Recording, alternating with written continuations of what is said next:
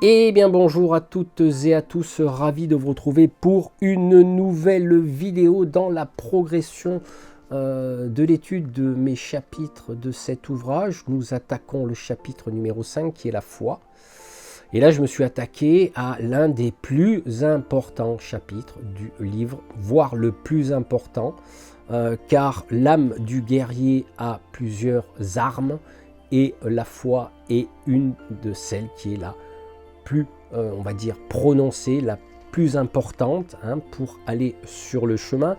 Je fais une réelle distinction entre la foi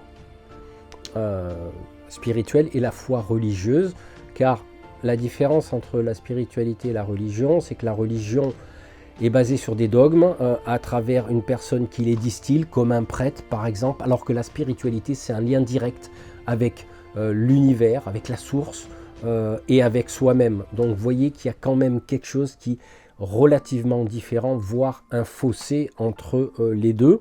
Alors, comme vous avez pu le voir en introduction, j'ai marqué il y aura toujours quelque chose ou quelqu'un qui te permettra de garder la foi. Et effectivement, sur mon chemin, qu'il soit méditatif, de tai chi, du moins quand l'esprit et le mental est au calme, quand il y a un silence intérieur, c'est dans le silence qu'on s'entend le mieux. Et c'est à ce moment-là que notre âme nous délivre des messages. Et bien souvent, ils sont directs, clairs, nets et précis. Et c'est ce qui m'est arrivé. Du coup, c'est quoi la foi? En latin, si je reviens un petit peu en arrière, dans le latin, fides ou fidem signifie foi. Elle peut se définir autrement comme croyance, confiance, crédit. Quand on dit confiance en latin, ça veut dire cum fides. Cum fides, ça veut dire avec foi, ça veut dire que si je te fais confiance, c'est que j'ai foi en toi. Voilà un petit peu quand on reprend l'origine de certains mots en latin. Donc du coup, je vais vous lire une petite partie de ce que j'ai écrit. D'autre part, la foi, c'est cette force intérieure qui transcende les limites de la raison et de la perception sensorielle. Elle représente la confiance inébranlable en quelque chose de plus grand que nous-mêmes, souvent lié à des croyances religieuses, spirituelles ou philosophiques. La foi va au-delà des épreuves tangibles et des explications scientifiques.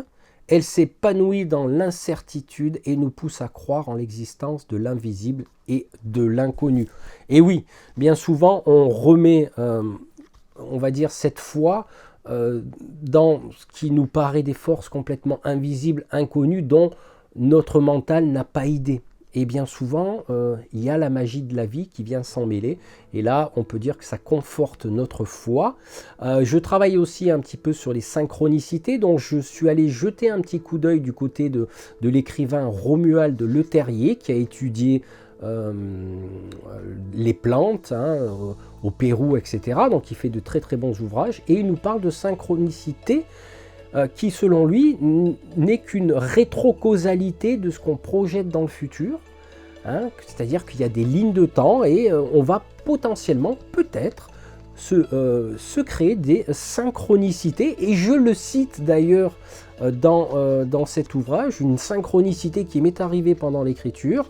Et je vous laisserai découvrir si vous vous procurez le livre. Donc bien sûr, sur le chemin, l'âme du guerrier va avoir des épreuves de foi pour venir nous tester, pour voir si effectivement tout ce que l'on dit, tout ce que l'on écrit et tout ce que l'on émet de sa propre personne est une réalité ou simplement une projection égotique de sa façon de penser. Et là, on va venir te tester.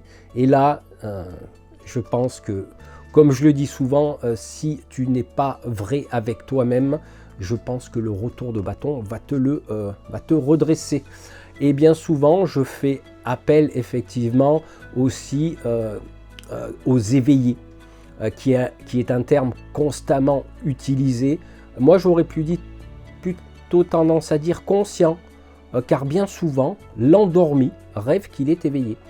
Donc c'est une remise en question, les épreuves de foi profondes qui vont peut-être nous aller aller sur un autre chemin, nous faire questionner, toujours regarder l'autre côté de la pièce, comme je le disais dans une précédente vidéo, si on veut une belle crêpe, il faut qu'elle soit bien cuite des deux côtés, pour cela il faut la renverser.